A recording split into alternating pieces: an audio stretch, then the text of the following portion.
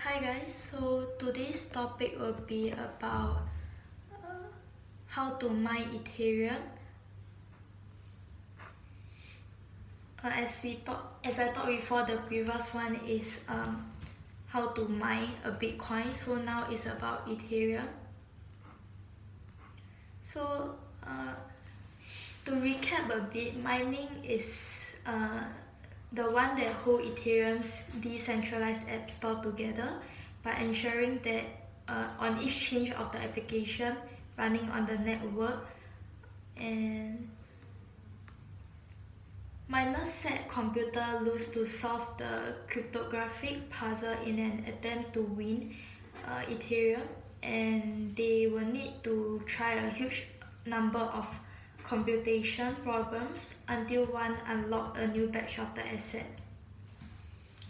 So one of the interesting things about open blockchain is that in theory anyone can set their computer to focus on this cryptographic puzzle as a way to win rewards. So the thing is that mining on major public blockchain tends to require more and more power over time as people invest in more powerful hardwares.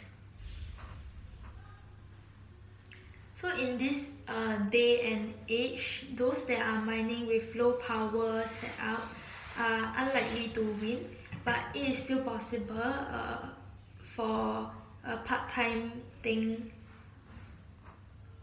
And also when it comes to choosing mining hardware, before you even start mining, you will actually need a special computer hardware to dedicate full time to mining. So basically there are two types of mining hardware. One is the CPU and the other one is GPU. So GPU boasts a higher hash rate, meaning that they can guess the puzzle answer more quickly. At times of writing, GPU are now the only option for Ethereum miners. Setting up on a GPU is actually a very complex task. However, you can actually browse plenty of advice about which ones are the most profitable based on the hash rate performance, power consumption, and also the initial expand of the card. So you might probably want to set up a mining ring, a machine that can be composed of multiple GPUs, and it can take up to a week to build. So mining profitability calculators shows the likely amount of Ethereum you will earn at a given hash rate, whether that Ethereum is enough when set against setup and electricity costs to actually make a profit. So unlike Bitcoin, for the powerful and fast Ethereum, ASIC are actually not quite available at the moment. So for the next one will be how to go about installing the software. After selecting some mining hardware, the next step is to install the mining software. First of all, miners need to install a client to connect to the network. So after you install, the node can actually talk to another node connecting to the Ethereum network. In addition to mining Ethereum, it provides an interface for deploying your own smart contract and also sending transactions using the command line. So it's possible to mine test Ether on your own private network to experiment with smart contracts or decentralized application, which is activities that require the use of tokens. So mining on the test network doesn't require any fancy hardware.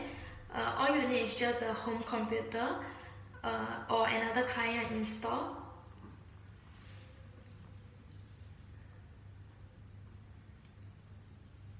So how to go about installing Ethereum miner is that you need to install the software, and now that you have downloaded a client and a node as your part of the network, you can then download Ethereum miner.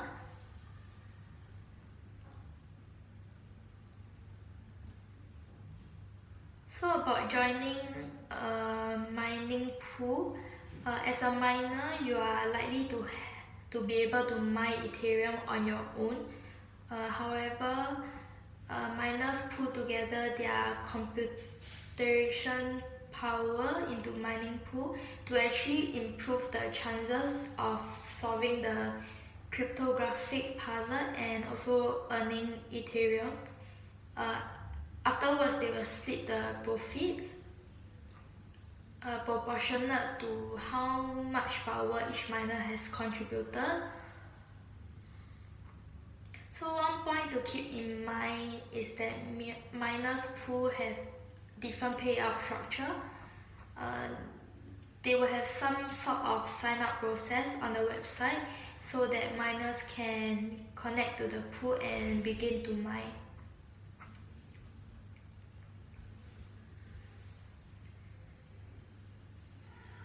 So I'm going to talk about how this platform functions.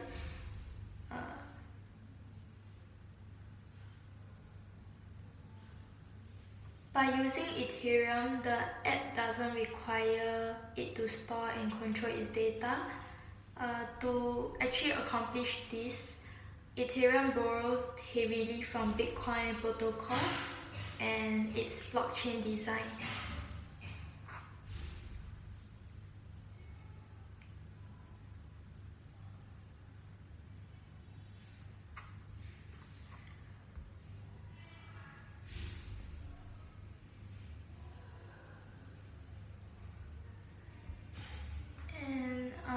Next, I'm just going to continue onto the second part of ICO, which I talked about previously. So previously, I started on why a startup company will actually prefer ICO. Actually, it's because the concept might be new, but the ICO benefits are actually stronger. So to summarize, the 3 points are the retaining control, globalization, and also with no regulation.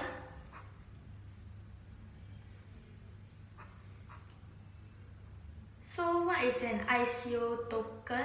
Is actually basically synchronize your contribution to the startup investment. So the more money you give, the more token you will get in return, and with the token you will be able to buy future company services, or you can even just sell the token.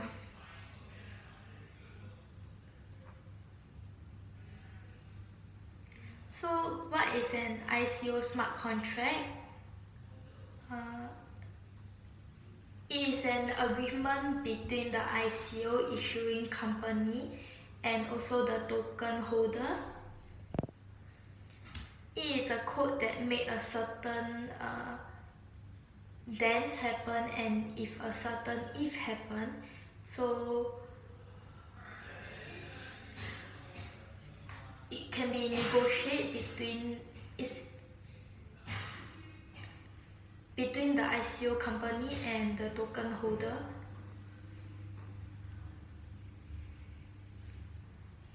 So why should one actually invest in ICO tokens is that one can get some benefit in the future according to the smart contract, and secondly, the token price can rise very quickly, so you can make money buying and selling in time. This part is pretty similar to the regular stock exchange.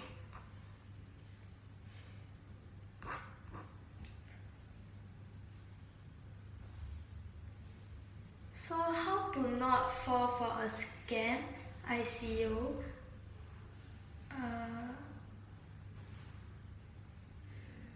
Because the theme is anonymous, it's all about decentralization and also regulation free. So you should just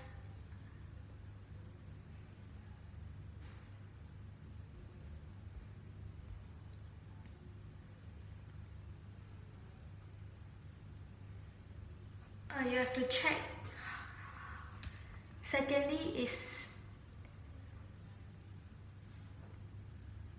if the revenue percentage is much higher than the average, there should be a good reason for it. And then you should look out for no clear road mode. If it is a serious startup, they will work on a detailed roadmap at least for the next year. So there must be a certain detail listed on their website.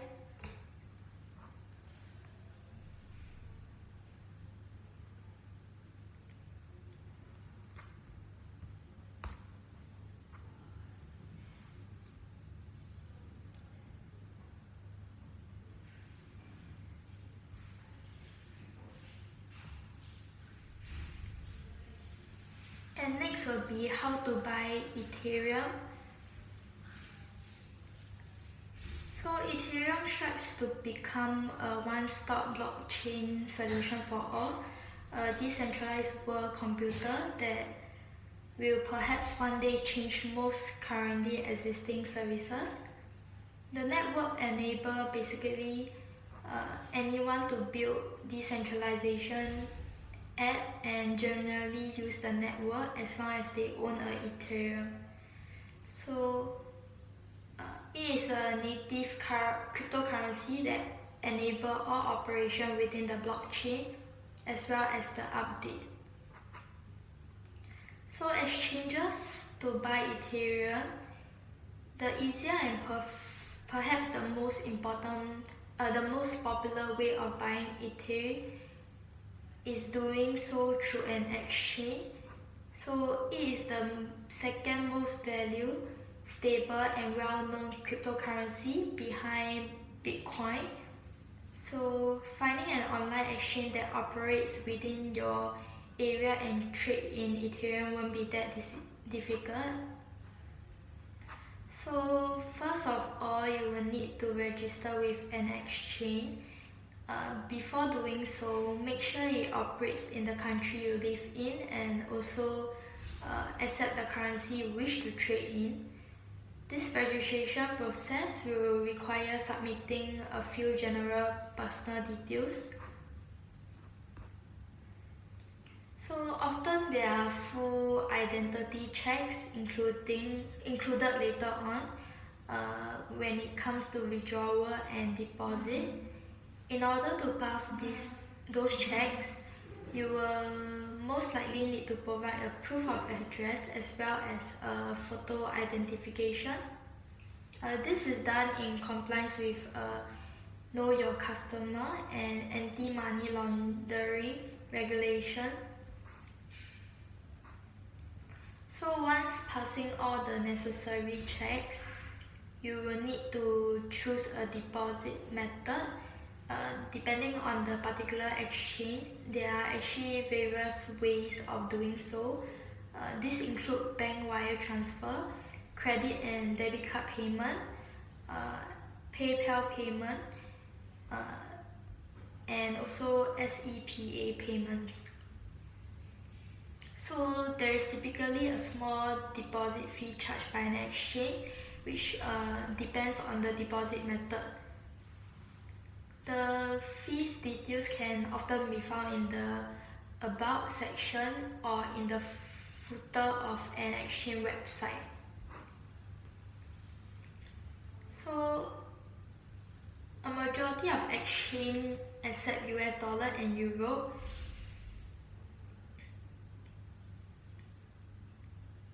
Usually it takes several hours for your deposit funds to appear in your exchange account, depending on the particular exchange and the chosen deposit method. As soon as the funds are in your exchange account, you can start trading. The user-friendliness of this process depends on a particular exchange, with many of them striving to make the process as easy as possible. You will be able to get all valuable information such as the current value, the market capitalization, and also related news on your exchange website.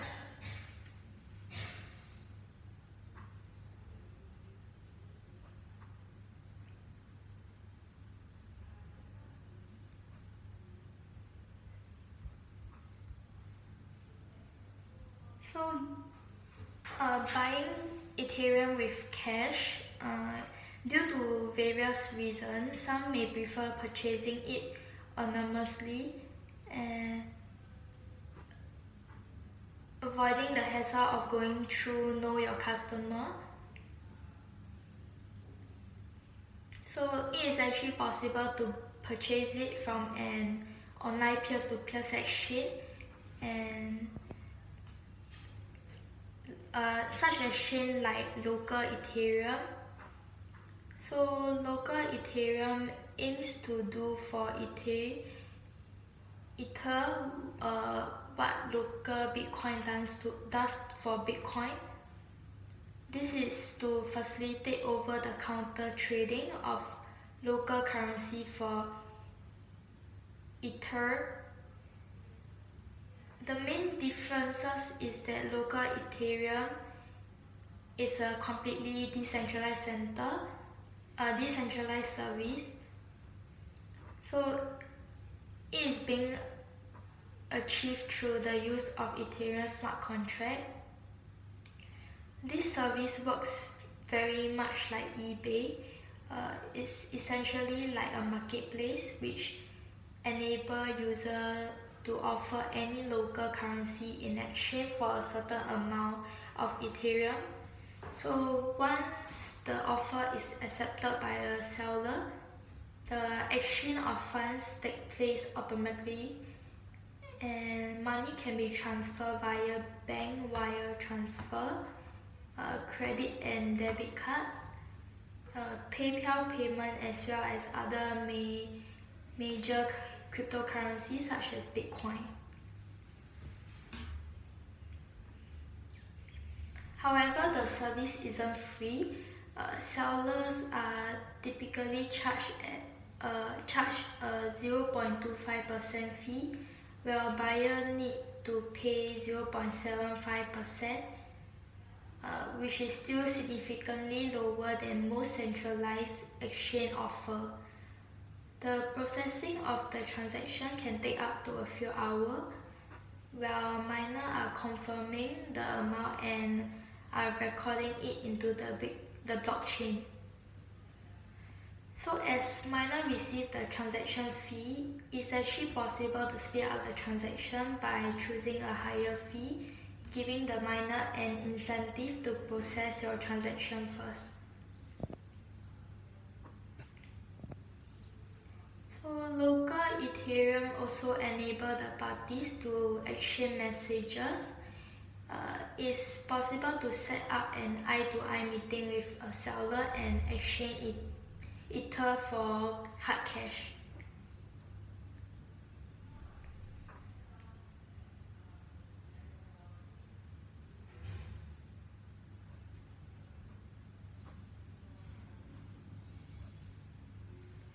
So now I'll be talking what's the difference between Ethereum and Ethereum Classic. These two are essentially two different platforms, split from one original Ethereum after a hard fork approach was implemented as a response to around 150 million worth of Ethereum being stolen by a hacker. These two platforms exist on different blockchains, which are completely identical all the way until the hard fork happened. The Ethereum became a new platform with new rules that were implemented to avoid such hacker attacks in the future. The majority of user, developer and decentralized application have migrated to Ethereum, while around 10% of the others have stayed with Ethereum Classic.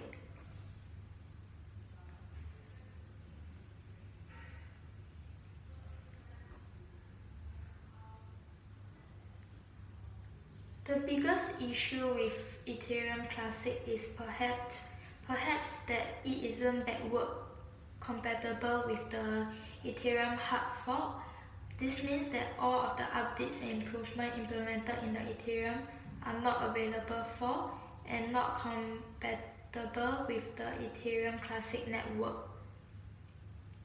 When it comes to Ethereum, the single most important consequences of the hard fork is the actual fact that it took place. Many people believe that it opens up possibility for future hard forks, and some even speculate that leaders of the Ethereum community might manipulate a hard for their own benefit. The new Ethereum platform is also criticized for allowing the community to make a change in the network.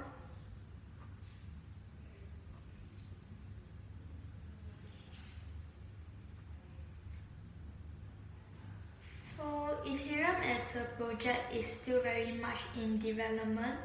If it will achieve what its creators set out to achieve, becoming a world computer while enabling micropayments between machines as well as completely borderless and trustless transaction between people, then it very obvious that it's not too late to invest in Ethereum, as it has already established itself as second most trusted, stable and strong cryptocurrency today.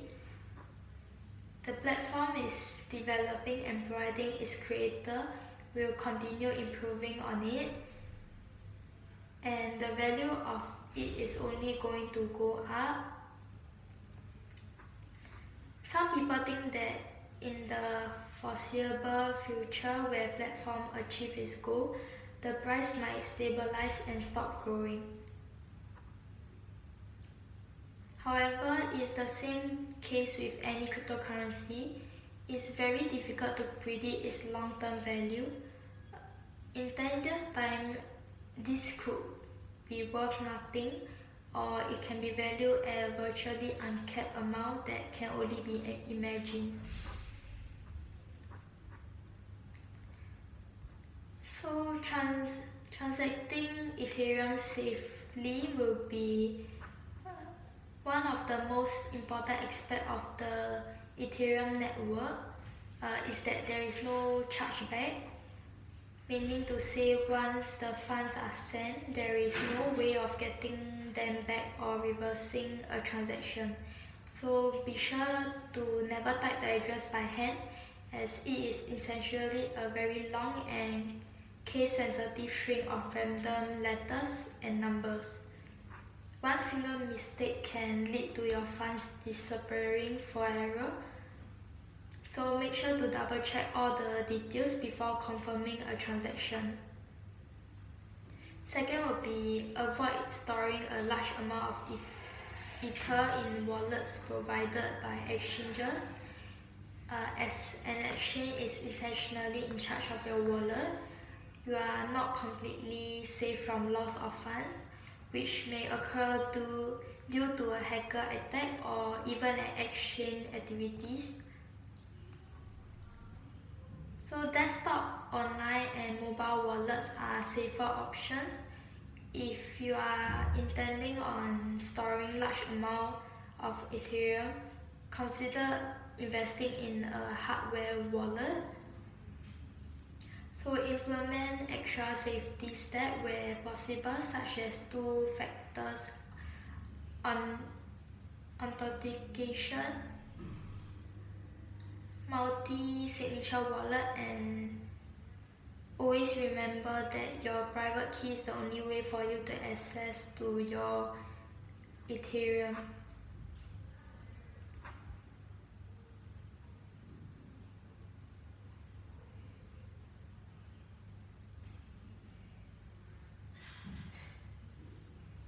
So now I will just slightly talk through what is hard fork, and I will continue in the next session. So there are some terms you should know, such as blockchain protocol. It is the code convention which defines the connection, mining and transaction rules. To be part of the network, you must comply with the protocol. And what is the definition of fork is the moment you have a protocol version which is different from the main one. So why do we need to update the protocol? Is to fix important security risks found in older versions. As cryptocurrency is a relatively new invention, it has recently entered the life period that a regular currency passed years ago. It took many versions of paper, color, font, safety layers, and more to develop the dollar that we know today. Now it is way harder to fake it. Same way, it will take some time to find all the cryptocurrencies, security risks, and to fix them. Second one will be to add new functionality. The fact that we have Windows 10 today basically means that the first window requires some improvement, lots of improvement. The Bitcoin, the blockchain code is also upgraded from year to year. Since it is an open source development, developers work on it worldwide and propose their improvements to the community. If the function is good enough, it will be then added to the next version. So the third is to reverse transaction. Once the community finds out that they have security breach, they can pre-claim all the transactions made from a specific date as not existing, like never happened before. So such reverse process means that we just need to make the transaction again. And for the negative side, it will be harder for the hackers to steal. So coming to soft fork, it is a protocol change with backward capability.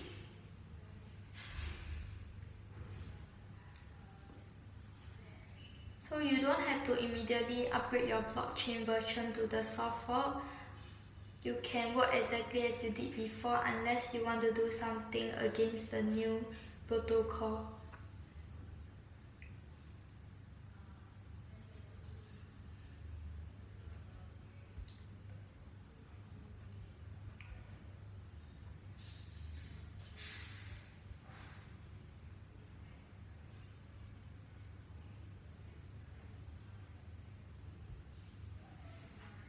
So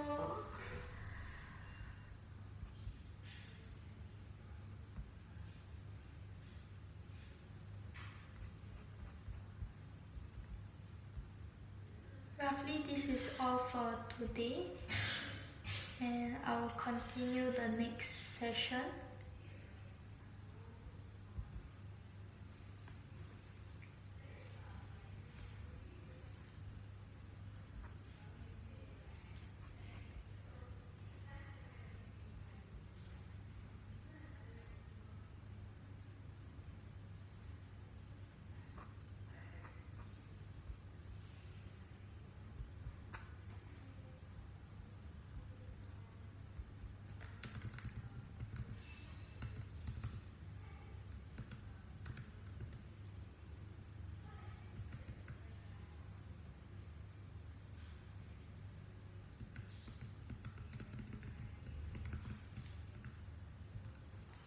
Okay, that's all. I will continue another session. Thank you.